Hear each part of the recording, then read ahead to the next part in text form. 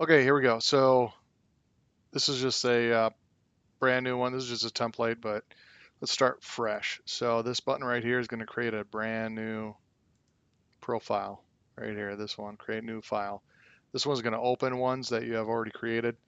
This one will open your profiles in a whole new window. So it's going to open a whole new instance of Gordon. So say you're working on 308s and this, you got like 4 or 5 tabs open here and you want to start working on 223. Just open a new, you can open a new your file in a whole new Gordon's window. So you can have multiple Gordons running at the same time. Then obviously this will save, and this, if you want to save it as a different file name, you can do that. So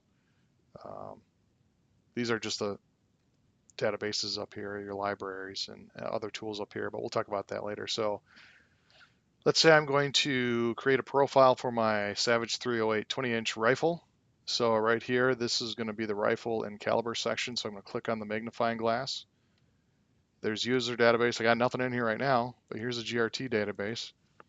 This is the default database. So I'm going to type 308 and it'll automatically start searching. So here is the 308 Winchester, which is pretty cool. They have the photos, they have the chamber drawing. It's pretty neat. Okay. So let's apply this to the load data. Yep, it's saying make sure you check your case volume. I'll just use the stored case volume right now. Okay. And look at this. I'm in America, but everything's in metric. I don't like that. So what you can do is you can click these little rulers right here. Or what you can do, come up here to view, change all units to Imperial, which I don't want them all in Imperial, but I'll just do that for right now. So there we go. 308, max pressure. You can change this. So say you want to go max pressure of 65,000. I'm just using it as an example, whatever safe pressure you want to use. Obviously work up to it. Don't start there and work down, but whatever safe pressure you want. Here's the effective cross section. This is for the barrel. So unless you know all this data for your barrel, just leave it default, okay? It usually works pretty good. Case length. So this is the length that you are trimming your brass to. I trim mine to 0.2007. So that's what I'm going to put in there. And if you notice, if you highlight, move the cursor over these fields, there's a little information bar right here, which is kind of neat. So hover and hold to bring up explanations.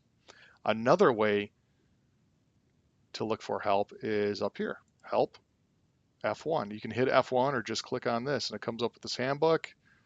You can type in here to search, say, I don't know what Seabird is, and you type in Seabird, whoops, boom, comes up with your Seabird results. So a couple different ways to look for help. My case volume is not this. Mine is, I believe it was 55.43, I think is what I measured. Okay, so this is your fired case volume. So what you need to do at some point to set up a proper profile, you need to get some brass. You need to trim it to this length, whatever length you're going to put in here, whatever you're going to length, whatever trim length you're going to use for your loads.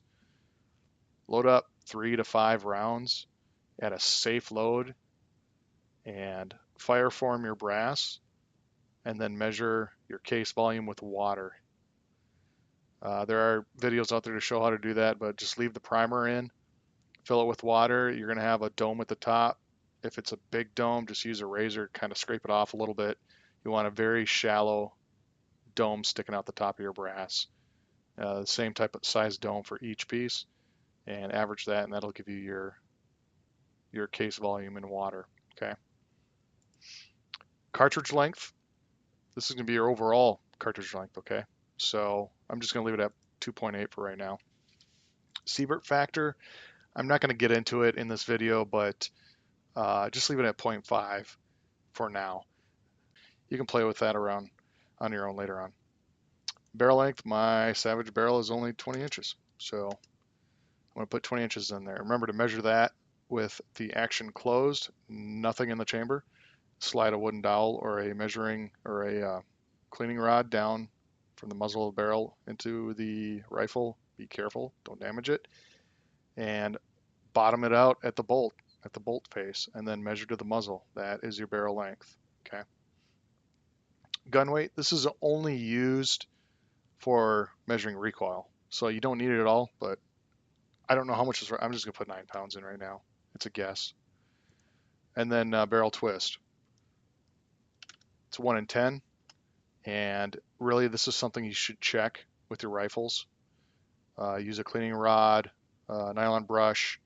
If it's a right twist rifle, then stick the brush all the way through with your cleaning rod. Make sure it's on tight, and then pull it in a little bit. Use a piece of tape, mark it at the end, at the very back of the bolt, or at the action, and pull it back for 1 full revolution. Do it 4 or 5 times, maybe more if you keep getting erratic results, but verify your barrel twist. I like to pull it back through if it's a right hand twist, because that keeps the nylon brush tight against the cleaning rod. Gas leakage, you don't need to worry about this unless there's gas venting into the atmosphere. Okay, so think revolvers, or I don't even know what other firearms vent to the air. Not AR-15s, that's not really what it's talking about. But if you do want to mess around with it, you click on it. It gives you more explanation here, but just don't worry about it for most rifles. Bullet jump, this is primarily designed for straight wall cartridges or near straight wall cartridges.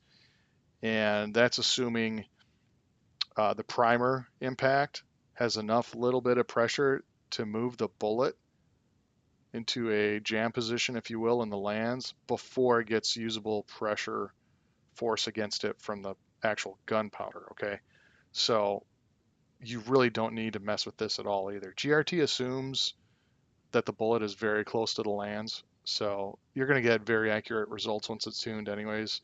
You can mess with this later. If you click on it, here's another warning, but generally most bottleneck cartridges like this, you don't need to worry about bullet jump.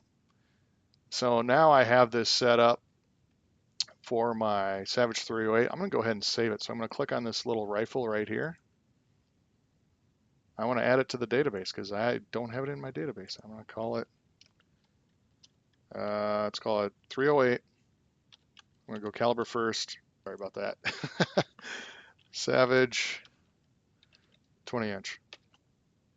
Give it a name that, you know, it's usable. All right. That makes sense to you. And then you can put notes in here if you want, but like maybe the brass that you're using. So I got 55.43. You can put in here, hey, this is with, you know, Winchester brass or Remington brass or Peterson brass or whatever it is. So you can put those notes in here.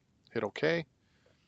Now up here is where you would hit and save to save this, but I'm not going to do that right now because I'm going to show you what's going to happen is I'm going to click on this, hit apply to load data, and it's going to ask me if I want to save it because I didn't. So it has little catches in here to catch your mistakes. So do I want to save it now? Yeah, I do. I want to save that 308 Savage. So boom, it's using that profile right now. And notice anything that you changed is going to be in yellow. I haven't changed any of this stuff yet, but this is in yellow. Now if I want to save this whole profile here, the whole load profile, I'm going to save it. I'll put in loads. I'm going to make a new folder. I'm going to call it 308.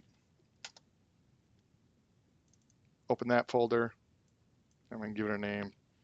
308 Savage 20 inch. You can't use the marks. And then, you know what? I'm going to use 165 boat tail, soft points, and I'm going to use Varget.